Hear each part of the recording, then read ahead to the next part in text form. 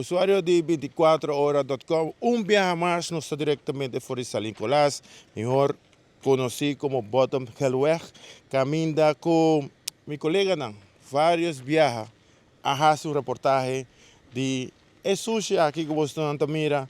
Nós temos assim nos México, nós estamos salesperson, salesman para sobre esta maneira que nós está vendendo sushi, Jona. E outra maneira de explicar quanto viaja nós trazemos aqui. Vorbel. Aqui botar aí frigideira. Aqui botar aí stuff. Aqui botar aí butter, cerveja.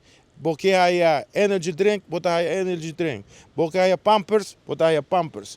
Porque aí taira, botar aí taira. Porque aí rim, botar aí rim. E sem nada. Porque traz barbecue, também nós está complacendo com full grill de barbecue aqui não. Essa aqui está tour sorto de sushi como nós está mira aqui e está uma tristeza para sobrar pouco dia agora anunciar que o sushi não por agora ventar na lugar específico allá na Ecotech. Caminha com botim e máquina completamente grátis para fazer saque. Pero que tu vai? Saque me querer de 10 ou mais reportagens com meu colega não aí que vai enviar mais a mim, me se assim para sobre já acaba nos mirando que coque está mirando algo de cultura, está mirando já acaba uma tradição, está mirando algo que nós não por evitar mais jammer para sobre aqui na San Nicolás, se nós conseguir folhear aqui, nós vai encontrar mais sushi, maneira nós mostramos. Essa aqui é parte 1. Nós estamos seguindo para mostrar com sushi é o lugar que está seguindo. E nós estamos seguindo mostrando o showcase de sushi. Seguimos bem.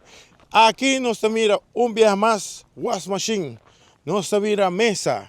Nós estamos mirando WC. Nós estamos mirando van. Nós estamos mirando tour sorto de sushi que lamentavelmente nós não abrimos para jogar beisebol. Nós também para sushi. Shonan, já acabamos mirando set de rim, nós estamos mirando osterizer, nós estamos mirando tour sorto de sushi. Lamentavelmente, havia já costume aqui com vários de meus colegas na três reportagem que está muito triste assim, para nós ter país assim bonita e é jammer de saquita com os turistas também mais sushi com natureza. Lá que me mostrar dia mais.